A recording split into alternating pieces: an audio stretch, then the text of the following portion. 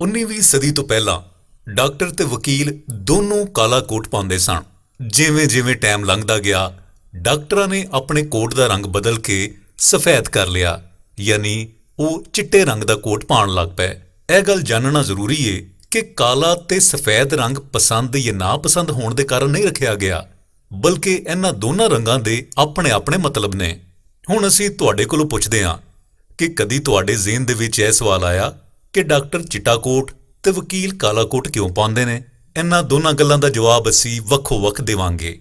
ਰੰਗਾਂ ਵਿੱਚ ਜੇ ਅਸੀਂ ਗੱਲ ਕਰੀਏ ਕਾਲੇ ਰੰਗ ਦੀ, ਤੇ ਰੰਗਾਂ ਵਿੱਚੋਂ ਇਹ ਰੰਗ ਸਭ ਤੋਂ ਗੂੜਾ ਰੰਗ ਏ, ਜਿਸ ਨੂੰ ਬਦਲਣਾ ਬਾਕੀ ਰੰਗਾਂ ਤਰ੍ਹਾਂ ਆਸਾਨ ਨਹੀਂ ਹੁੰਦਾ।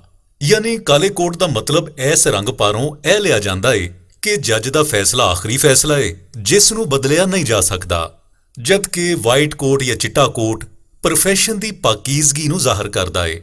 ਦੂਜੀ ਜਿਹੜੀ ਜ਼ਿਆਦਾ ਅਹਿਮ ਗੱਲ ਏ ਕਿ ਡਾਕਟਰਾਂ ਨੂੰ ਲੈਬਾਰਟਰੀਆਂ ਵਿੱਚ ਕੈਮੀਕਲ ਤੇ ਦੂਜੀਆਂ ਜਿਸਮਾਨੀ ਰਤੂਬਤਾਂ ਦਾ ਸਾਹਮਣਾ ਕਰਨਾ ਪੈਂਦਾ ਏ। ਸਫੈਦ ਕੋਟ ਤੇ ਲੱਗੇ ਕੈਮੀਕਲ ਖੂਨ ਤੇ ਦੂਜੇ ਮਾਦੇ ਆਸਾਨੀ ਦੇ ਨਾਲ ਨਜ਼ਰ ਆ ਜਾਂਦੇ ਨੇ, ਜਦਕਿ ਕਾਲੇ ਕੋਟ ਤੇ ਇਹਨਾਂ ਦਾ ਪਤਾ ਨਹੀਂ ਲੱਗਦਾ ਤੇ ਇਹੋ ਹੀ ਮਾਦੇ ਮਰਜ਼ ਦੇ ਵਧਾ ਤੇ ਇਨਫੈਕਸ਼ਨ ਨੂੰ ਫੈਲਾਉਂਦੇ ਨੇ। ਇਸੇ ਲਈ ਡਾਕਟਰਾਂ ਤੇ ਅਮਲੇ ਦੇ ਕੋਟ ਦਾ ਰੰਗ ਚਿੱਟਾ ਰੱਖਿਆ ਜਾਂਦਾ ਏ।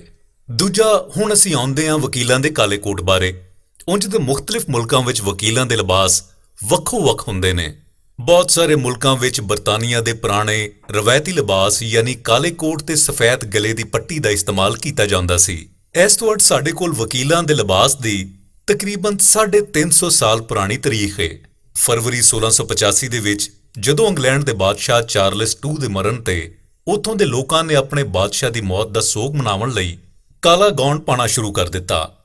ਇਸ ਤੋਂ ਬਾਅਦ ਐਸੇ ਕਾਲੇ ਗਾਊਨ ਨੂੰ ਵਕੀਲਾਂ ਦੇ ਲਿਬਾਸ ਦੇ ਤੌਰ ਤੇ ਇਸਤੇਮਾਲ ਕੀਤਾ ਗਿਆ ਤੇ ਹਕੂਮਤ ਵੱਲੋਂ ਇਹਦੀ ਮਨਜ਼ੂਰੀ ਵੀ ਦੇ ਦਿੱਤੀ ਗਈ।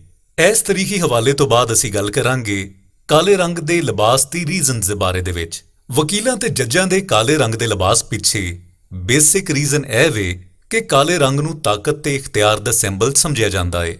ਦੂਜੀ ਵਜ੍ਹਾ ਇਹ ਵੇ ਕਿ ਕਾਲਾ ਰੰਗ ਆਪਣੇ ਆਪ ਨੂੰ ਇਸ ਤਰ੍ਹਾਂ ਪੇਸ਼ ਕਰਦਾ ਏ ਜਿਵੇਂ ਇੱਕ ਪਾਦਰੀ ਗਿਰਜੇ ਦੇ ਵਿੱਚ ਆਪਣੇ ਆਪ ਨੂੰ ਰੱਬ ਦੇ ਸਾਹਮਣੇ ਆਪਣੇ ਨੈਬ ਹੋਣ ਦੇ ਤੌਰ ਤੇ ਪੇਸ਼ ਕਰਦੇ ਨੇ।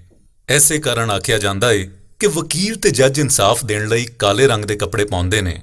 ਇਹ ਸਨ ਚੰਦ ਉਹ ਬੇਸਿਕ ਰੀਜ਼ਨਸ ਜਿਹਦੀ ਵਜ੍ਹਾ ਤੋਂ ਡਾਕਟਰ ਤੇ ਵਕੀਲ ਵੱਖੋ-ਵੱਖ ਰੰਗਾਂ ਯਾਨੀ ਕਾਲੇ ਤੇ ਚਿੱਟੇ ਰੰਗ ਦੇ ਕੋਟ ਪਾਉਂਦੇ ਨੇ।